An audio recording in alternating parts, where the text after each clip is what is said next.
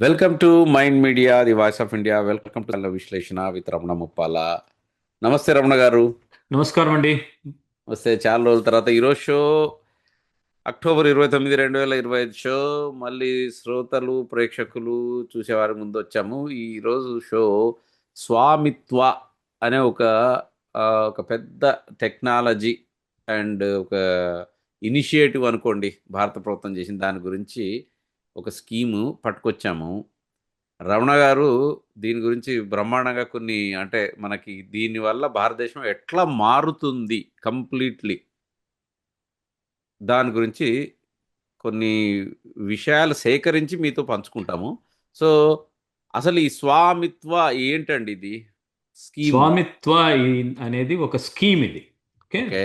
ఈ scheme owned by ఎవరంటే Panchayati Raj ministry ఉంది కదా సెంట్రల్ అవును. గవర్నమెంట్లో. అంటే ఆ, వాళ్ళు ఇనిషియేటివ్, కానీ చాలా చాలా డిపార్ట్మెంట్స్, చాలా ఆర్గనైజేషన్స్ కలిసి చేస్తాయి. ఆ, దాని ఎక్స్పాన్షన్ చెప్తాను first. Um, survey of villages and mapping with improvised technology in village areas.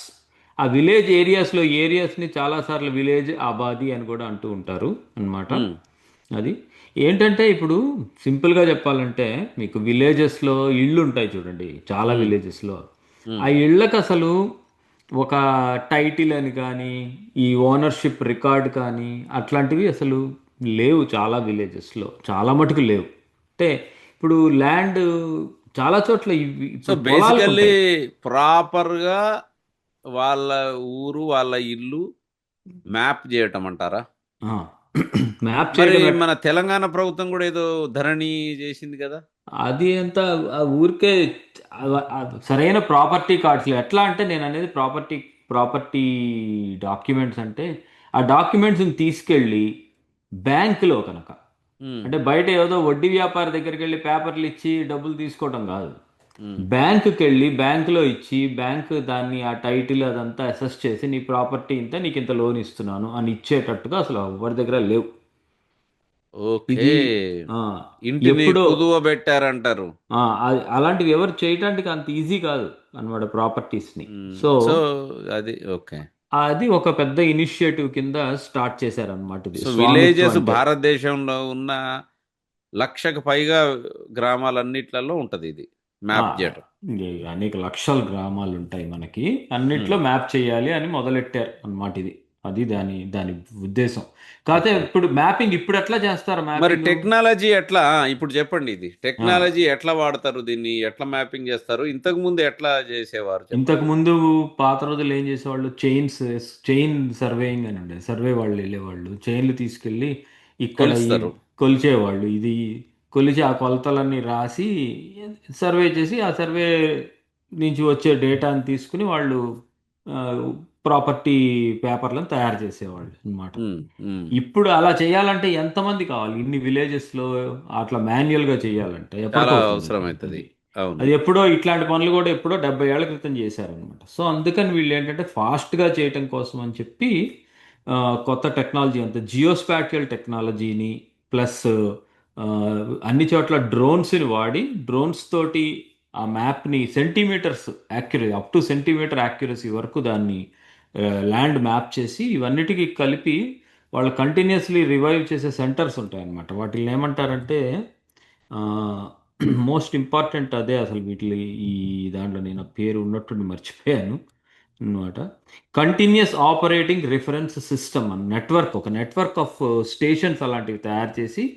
ఇదంతా వాటికి ఫీడ్ చేసి ఆ మ్యాప్స్ అన్నిటిని సర్వే ఆఫ్ ఇండియా తోటి సర్వే చేయించి, ఆ, అంటే బ్యాక్ రూమ్లో కూర్చుని డ్రోన్స్, సో మళ్ళీనేమో ఊరికే జియోస్పాటియల్ అప్పట్లో టెక్నాలజీ. అలా ఉండేది, ఇప్పుడు చైన్స్ కాకుండా డ్రోన్ల ద్వారా మొత్తం అసలు మీకు పైనుంచి ఒక వ్యూ కనపడుతుంది.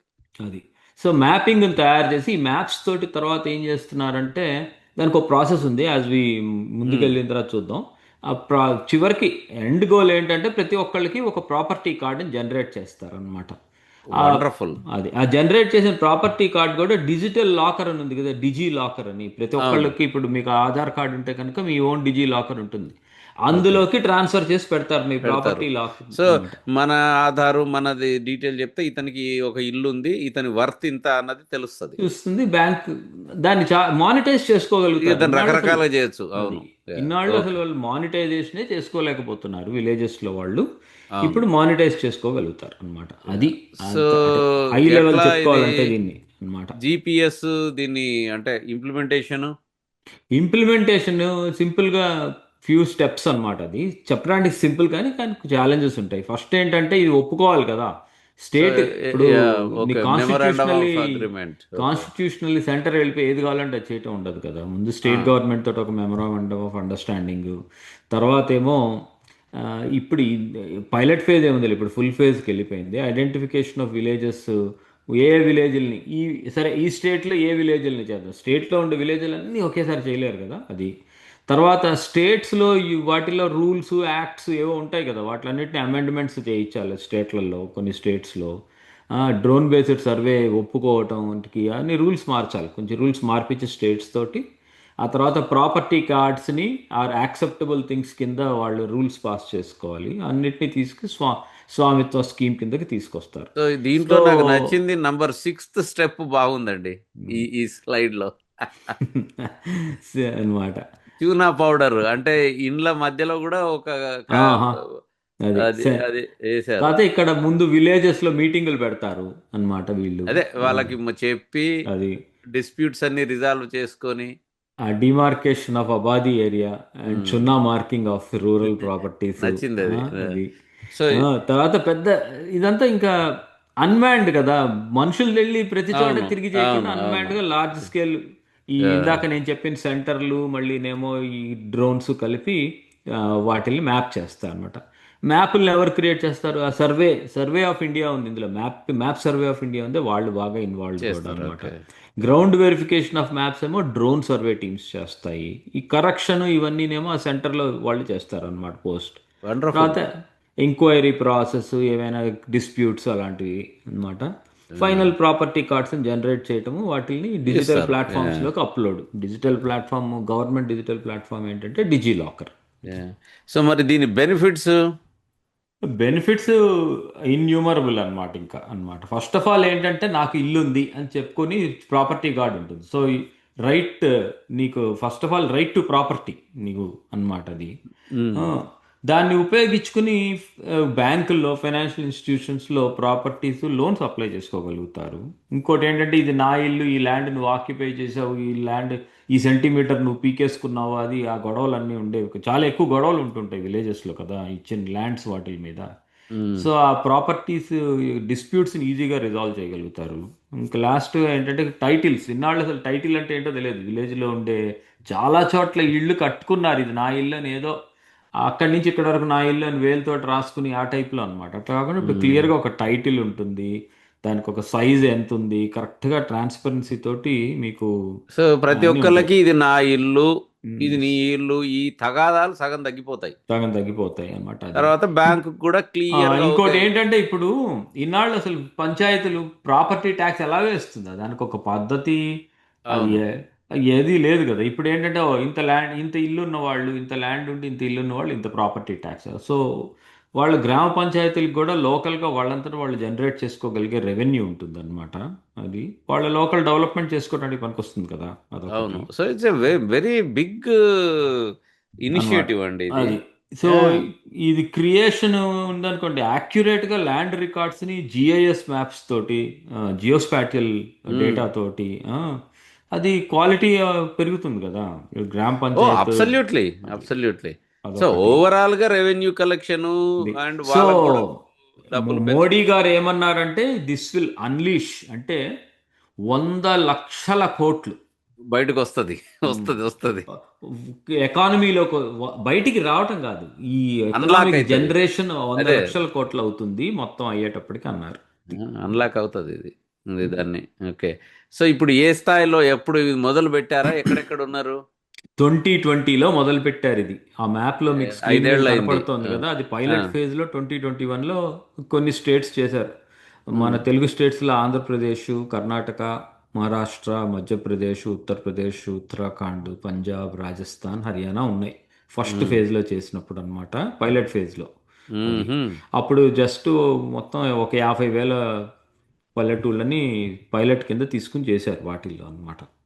దాన్ని 2021 నుంచి 2025కి వచ్చేటప్పటికల్లా ఆ, ఆల్మోస్ట్ 6.6 లక్షల విలేజెస్కి ఇండియా మొత్తం వెళ్తుంది. ఇప్పుడు అందరూ యాక్సెప్ట్ చేశారు దీన్ని, సో ఇండియా మొత్తం ఉంది ఇది. కవర్ అయింది. ఓకే, ఎక్స్టెన్సివ్గా నెక్స్ట్.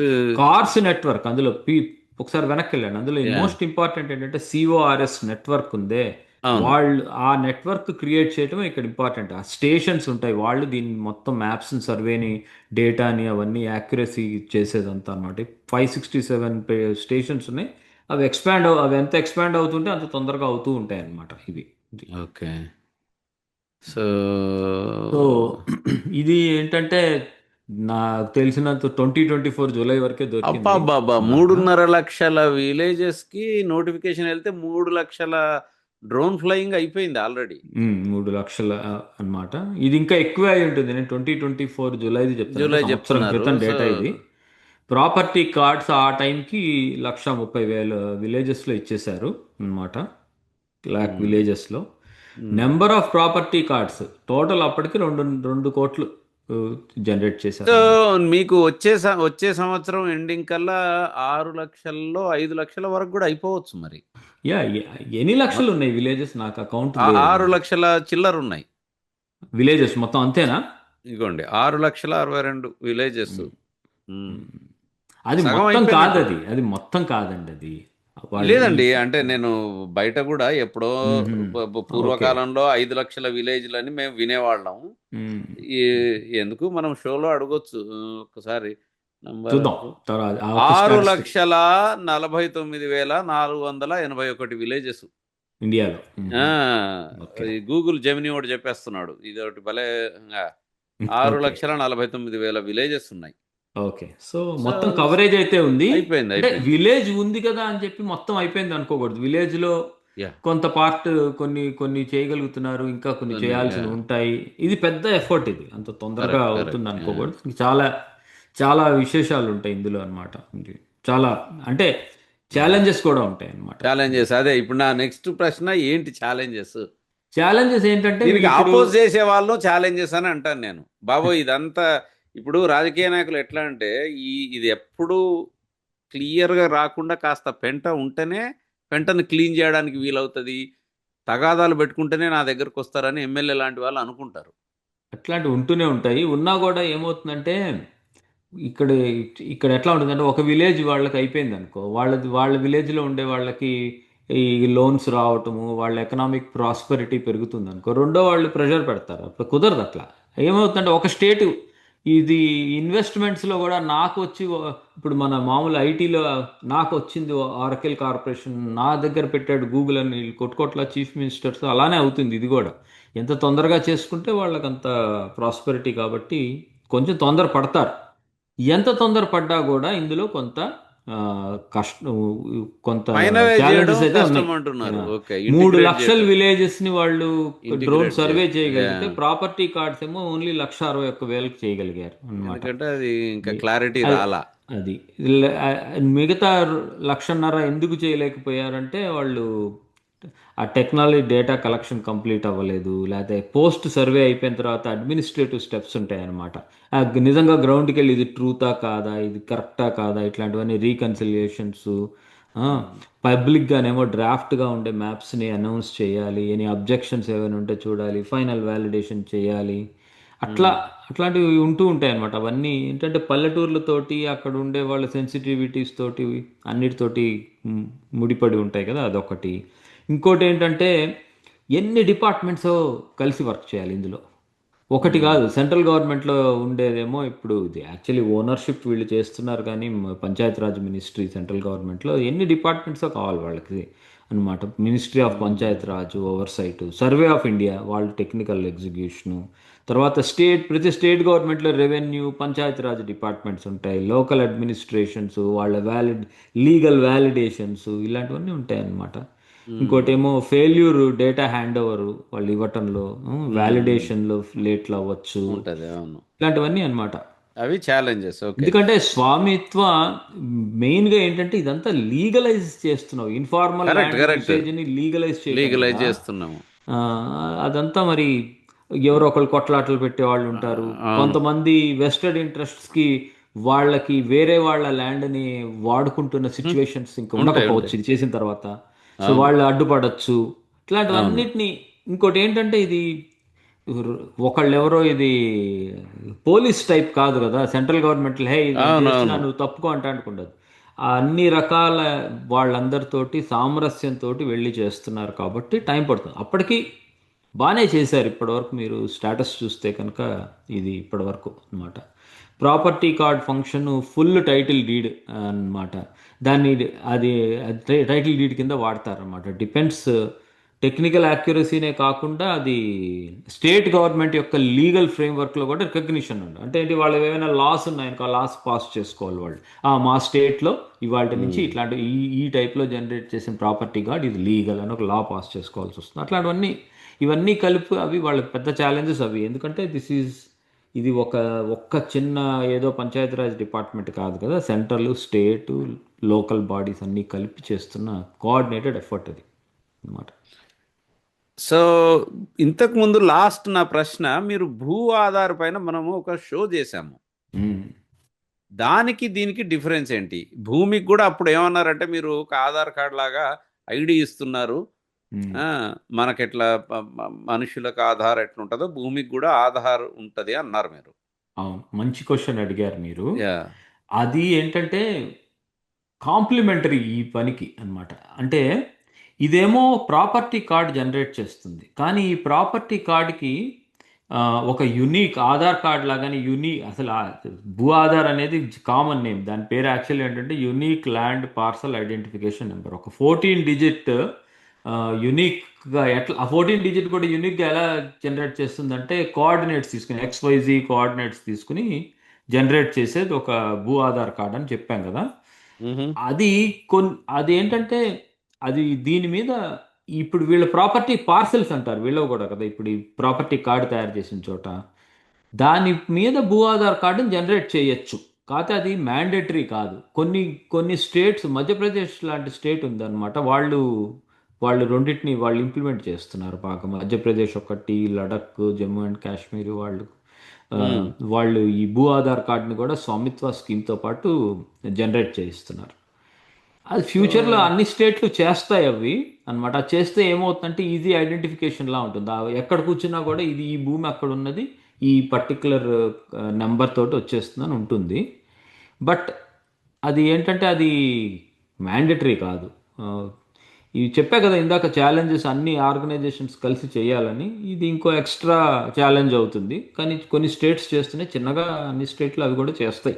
అది ఓకే. సో ఇంటిగ్రేట్ అంతా అయిపోయిన తర్వాత ఇంకా బెటర్ అవుతుంది అని అనుకుందాం. ఆ, ఐ ఇది థింక్. ఎన్నాళ్ళలో అవుతుంది అనేది అంటే 1 year 2 yearsలో అయ్యే స్కీమ్ మటు కాదు ఇది.